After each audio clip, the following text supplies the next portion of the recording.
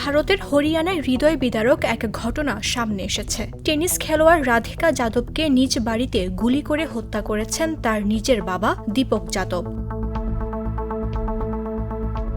বৃহস্পতিবার রান্নাঘরে থাকা অবস্থায় নিজের লাইসেন্স করা রিভলভার দিয়ে দীপক পিছন থেকে পরপর 5টি গুলি চালান রাধিকার ওপর। 3টি গুলি লাগে তার শরীরে। রক্তাক্ত অবস্থায় তাকে হাসপাতালে নিয়ে যাওয়া হলে চিকিৎসকেরা মৃত ঘোষণা করেন।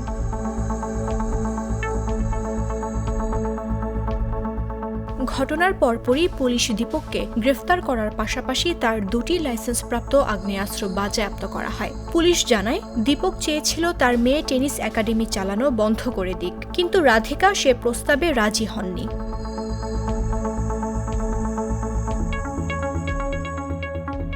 জিজ্ঞাসাবাদে দীপক খুনের কথা স্বীকার করে বলেন, ওয়াজিরাবাদ গ্রামে দুধ কিনতে গেলে লোকজন তাকে নিয়ে উপহাস করত।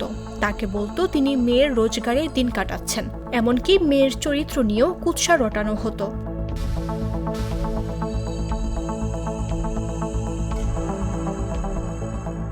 তবে তদন্তে উঠে এসেছে, সম্প্রতি রাধিকা খেলার সময় কাঁধে ব্যথা পান। কোর্টে তেমন ভালো ফল করতে পারছিলেন না, তাই নিজের এলাকায় শিশুদের প্রশিক্ষণের জন্য একটি টেনিস একাডেমি চালু করেন। 57টি প্রতিযোগিতায় 18টি সোনার পদক বিজয়ী রাধিকার মৃত্যুতে পুরো এলাকায় নেমে এসেছে শোকের ছায়া। প্রশ্ন উঠেছে, সমাজের মানসিকতা, নারীর আর্থিক স্বাধীনতা ও আত্মসম্মানের পথে সবচেয়ে বড় বাধা কি পরিবারের ভেতরের মানুষই?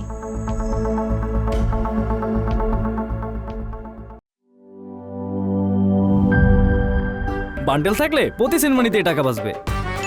বিকাশ সেনমানি বান্ডিল কিনে জিতুন প্রতি লেনদেনে।